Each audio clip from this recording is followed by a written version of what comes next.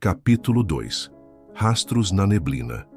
Santa Helena amanheceu com o céu carregado e abafado.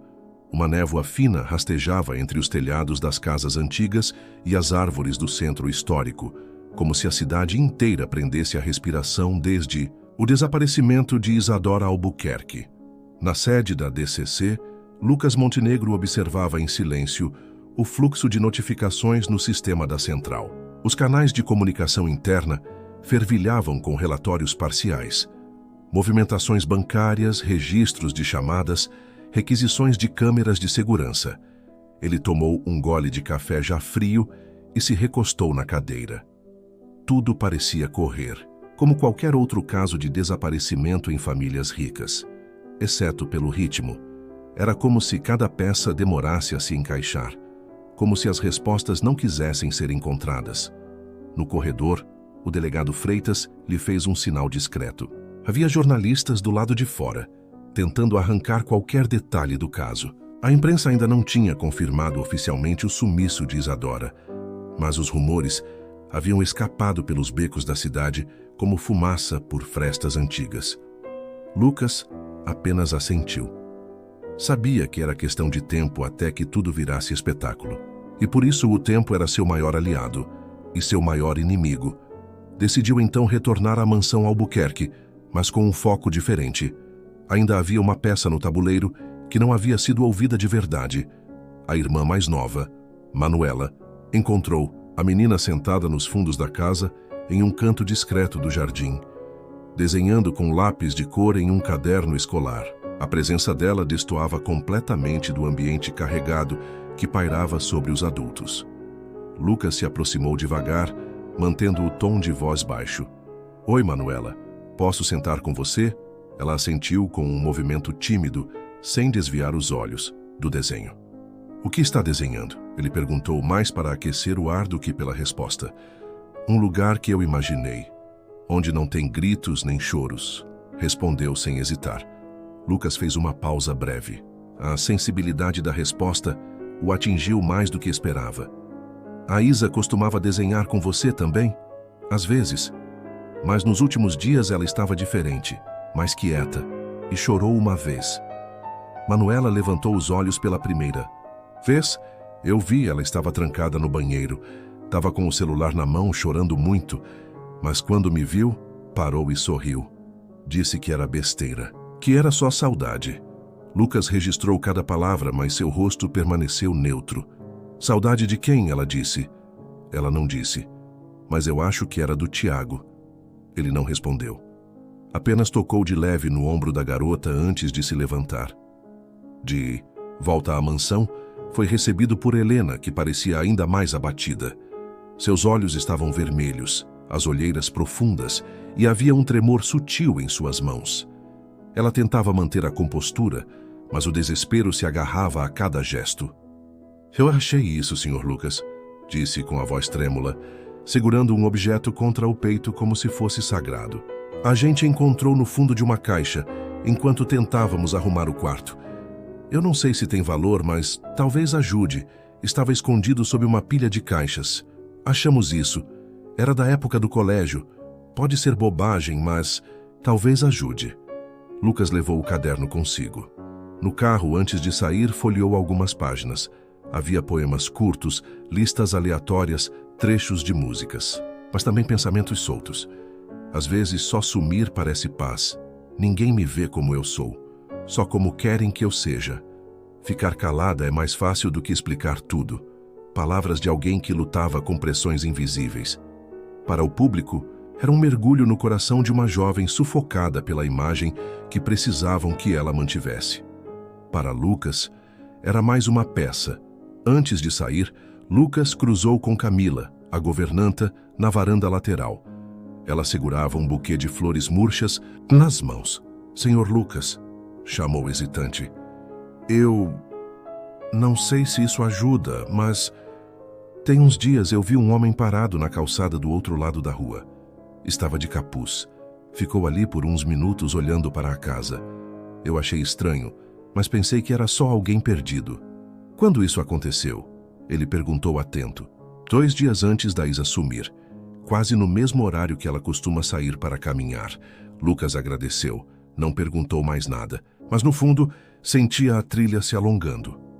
Horas depois, na DCC, Tiago Sampaio chegou para prestar esclarecimentos. O jovem estava abatido, com olheiras profundas e expressão de exaustão emocional. Mesmo vestindo roupas sociais, havia um desleixo incomum. Camisa amarrotada, sapato mal calçado. A gente estava meio distante nos últimos dias, disse com a voz baixa. Ela dizia que precisava de espaço, que estava cheia de coisa da faculdade e da família. Vocês discutiram? Perguntou Lucas, mantendo o tom neutro. Não, nada sério. Só umas mensagens mais frias. Mas ela me pediu um carro da empresa emprestado no começo da semana. Disse que ia ajudar a irmã com um trabalho. Depois não comentou mais. Você se lembra que dia foi isso? Tiago hesitou. Mexeu no celular, conferiu mensagens, trocou a ordem de datas. Lucas percebeu a confusão, mas não pressionou. Ela parecia assustada, ansiosa. Não, parecia cansada e distante, mas eu achei que era só estresse. Nunca pensei que... A voz falhou. Lucas agradeceu, registrou o depoimento e deixou que ele fosse embora. Era difícil dizer o que havia ali. Verdade, omissão ou apenas dor desorganizada. No final da tarde, Lucas estava sozinho na sala de vigilância da DCC. Tinha acesso a câmeras de segurança das redondezas da mansão. Voltou às imagens da noite do desaparecimento, às 19h24. Isadora aparece na calçada, mochila nas costas. Ela anda devagar até a esquina. Uma van preta encosta. Mesma descrição da capturada na portaria de serviço. O que chama a atenção de Lucas não é a van, mas o gesto. Antes de entrar, Isadora faz um leve aceno com a cabeça. Sutil, como quem reconhece quem está ao volante. Lucas pausa. Volta o vídeo. Amplia. Assiste mais uma vez. Nenhum sinal de medo. Nenhuma hesitação. Salva o frame. Fecha o sistema. Na pasta digital onde organizava o caso, renomeia um dos arquivos, Isadora A. Observação contínua. Mais tarde, enquanto organizava os materiais do dia, a equipe de TI trouxe novos dados do backup do celular de Isadora. Algumas mensagens apagadas haviam sido recuperadas, mas nenhuma diretamente incriminadora. Apenas prints de músicas, trechos de frases, capturas de tela de mapas. Em uma delas, um print continha um mapa com a localização marcada em vermelho, uma região de galpões abandonados na zona industrial. Nenhum comentário, nenhum destinatário. Lucas analisou o local. Era um dos pontos onde câmeras haviam registrado a van horas depois do desaparecimento. A movimentação não trazia evidências concretas, mas adicionava um novo ponto ao quebra-cabeça. Nada ainda lhe dava segurança suficiente para conclusões, e ele sabia que, em casos como aquele, qualquer passo em falso podia destruir não apenas a investigação, mas vidas inteiras. Ele imprimiu a imagem e a colocou no mural ao lado das outras. Pouco depois, Helena Albuquerque apareceu na delegacia. Trazia uma pequena caixa de madeira com fotos antigas da filha. Talvez essas imagens ajudem, sei lá. Vai que alguma coisa aí chama a atenção, disse, a voz trêmula. Lucas agradeceu. Passou os olhos pelas fotos. Isadora em festas de aniversário, em cerimônias de premiação, em viagens com a família. Sempre elegante, sempre contida, sempre observada.